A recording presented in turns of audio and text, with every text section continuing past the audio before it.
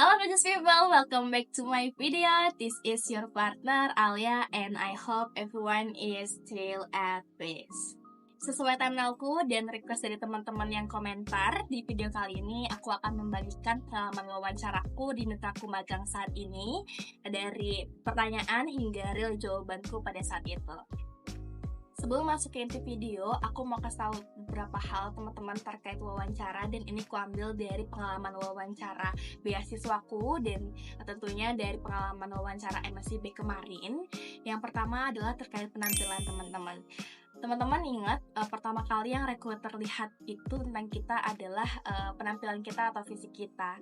Jadi pastiin bahwa pakaian yang kita pakai itu sudah rapi, warnanya juga matching. Kalau untuk perempuan, pastiin wajah kita itu fresh. Kalau misalkan tidak biasa untuk make up, maka again pastiin wajah kita itu tidak pucat, dan ini juga berlaku untuk yang laki-laki. Selain itu, kalau misalkan wawancaranya online, pastiin bahwa posisi kita itu jaraknya sudah pas, tidak terlalu jauh, tidak juga memenuhi layar. Kemudian kalau di wawancaraku kemarin, aku itu pakai earphone. Kalau misalkan kalian earphone-nya itu ada mic-nya, nah mic-nya itu pastiin dekat dengan mulut kalian biar suaranya terdengar dengan jelas. Penampilan ini menurutku penting karena di tahap wawancara adalah tahap dimana kita memberikan performa terbaik kita. Maka kalau misalkan tampilan kita aja udah gak maksimal, gimana nanti menurut pandangan rekruter kalau misalnya kita udah diterima di tempat magangnya tersebut. Yang kedua adalah suara atau intonasi. Bagian ini menurutku adalah prioritas yang kedua karena setelah dilihat pasti kita itu juga didengar. Misalnya ketika aku waktu itu masuk ke Zoom-nya, aku tuh nggak hanya diam menunggu rekruter itu untuk bicara duluan, tapi aku yang menyapa duluan. Selain itu, ketika menjawab pertanyaan, pastiin intonasi yang kita gunakan itu tepat. Jadi tidak terlalu yang menggebu-gebu, tapi juga tetap terlihat antusias terhadap proses wawancaranya. Harus kita ingat teman-teman bahwa ketika menjawab pertanyaan pertama itu adalah sebagai pembuka atau penentu apakah rekruter tertarik untuk mendengarkan kita lebih jauh atau tidak. Yang ketiga, ini rahasiaku saat itu. Kebetulan ada temanku sedang magang juga di mitra yang waktu itu lamar posisinya dan tempatku magang saat ini. Jadi aku tanya terkait pertanyaan apa aja yang waktu itu temanku diwawancarain, dan temanku bilang kalau misalkan di mitraku ini biasa menyebut mentor dengan sebutan Mr. atau Miss.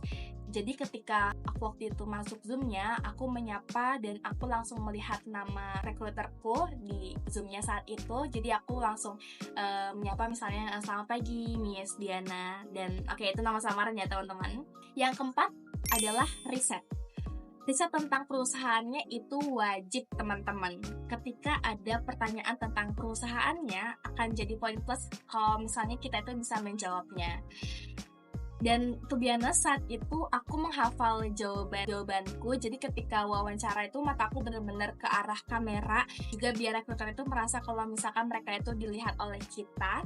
Misalkan melihat ke layar itu boleh teman-teman, cuman jangan sering mata kita itu berpindah, misalkan jadi tidak menatap ke si rekruternya, takut kita itu disangkai nanti menyontek gitu ya. Tapi di simulasi kali ini izinkan aku untuk membaca jawabanku ya teman-teman, jadi aku tidak akan terlalu fokus ke kameraku. Oke, let's start it! Baik, sebelumnya saya mengucapkan terima kasih karena telah percaya saya untuk lolos pada tahap ini, sehingga saya bisa mengenalkan diri saya lebih lanjut pada tahap interview ini. Selamat pagi Miss Diana, perkenalkan kembali, saya Alia. Saya adalah seorang mahasiswa semester 5 yang mengambil program studi kebijakan pendidikan di Universitas Negeri Yogyakarta. Kesibukan saya saat ini adalah saya sebagai freelancer, assistant manager, professional production, wedding organizer, dan event organizer, serta menjadi tutor privat di 2 lembaga bimbingan belajar di Yogyakarta selama kurang lebih 1 tahun. Dari informasi yang saya dapatkan, Coding Course adalah lembaga yang bergerak di bidang teknologi pendidikan atau suatu lembaga kursus dengan nama perusahaan PT Edukasi Teknologi yang memiliki gerakan transformatif yang disebut GESIT atau Gerakan Cita Siswa Digital, serta memiliki 3 program unggulan, yaitu kelas robotik, kelas coding, dan kelas bahasa asing. Untuk kelas bahasa asing, salah satunya kelas bahasa Inggris.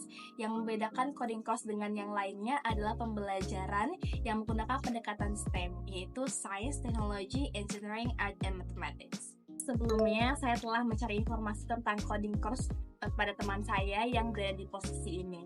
Teman saya mengatakan bahwa sebelum mengerjakan proyek peserta magang di coding course, khususnya di posisi ini akan diajari terlebih dahulu serta dibimbing bagaimana misalnya melakukan coding. Dari cerita tersebut, saya juga semakin yakin untuk mendaftar di posisi ini karena memiliki mentor di dunia kerja atau magang. Dalam hal ini adalah lingkungan kerja yang saya inginkan, yang mana hal tersebut menunjukkan lingkungan kerja yang memiliki kerjasama tim yang kuat. Pertama, saat ini salah satu kesibukan saya adalah sebagai tutor privat di 2 lembaga bimbingan belajar di Jakarta. Saya biasanya mengajar matematika, IPA, bahasa Indonesia, bahasa Inggris, dan mata pelajaran lainnya. Saya telah mengajar selama kurang lebih 1 tahun dan telah membersamai lebih dari 18 siswa SD maupun SMP. Saya sering menggunakan pertanyaan interaktif di website seperti Quizizz, Wordwall, dan semacamnya sehingga lebih menarik siswa untuk mengingat materi. Kedua, saya pernah menjadi divisi kurikulum di Komunitas Sekolah Marginal Jakarta. Di sana, saya membuat rencana pembelajaran atau kurikulum pembelajaran serta turun langsung untuk mengajar anak-anak di daerah Babasari selama 3 bulan. Karena saat ini saya mempunyai 3 murid kelas 6 SD yang sedang mempersiapkan ujian ASP di tahun depan, dan sebagai bentuk komitmen saya untuk mendampingi mereka sampai lulus serta informasi di keterangan lebih lanjut website MSID Coding Course memiliki cabang di Jakarta, maka saya memilih untuk ditempatkan di Jakarta. Baik, terima kasih atas semua pertanyaan yang diberikan oleh Miss Sinta sehingga saya dapat menjelaskan diri dan minat saya yang besar pada posisi ini. Untuk pertanyaan yang ingin saya ajukan adalah apakah ada hal seperti perangkat dan lain sebagainya yang harus saya siapkan secara khusus yang nantinya dapat membantu dan menunjang saya untuk memaksimalkan kinerja saya di posisi ini sehingga saya dapat mempersiapkannya dari sekarang. Oke, sekian videoku kali ini teman-teman. Jangan lupa tips yang terakhir dariku adalah kalau misalnya wawancara itu kita harus selalu tersenyum, ramah, dan juga jangan sombong. Ingat, walaupun mitra yang kita daftar, kita harus tetap bisa menghargai mitra tersebut. Oke, semua isi dalam video ini adalah berdasarkan pengalaman pribadiku. Jadi kalau misalkan ada yang berbeda dari kalian atau kalian mau sharing atau mau kasih saran, aku akan sangat terbuka. Semoga video ini membantu kalian. Kalau ada pertanyaan boleh tulis di kolom komentar. Aku akan berusaha jawab secepat mungkin. Thank you for watching my video. See you on the next video. Bye. Wassalamualaikum.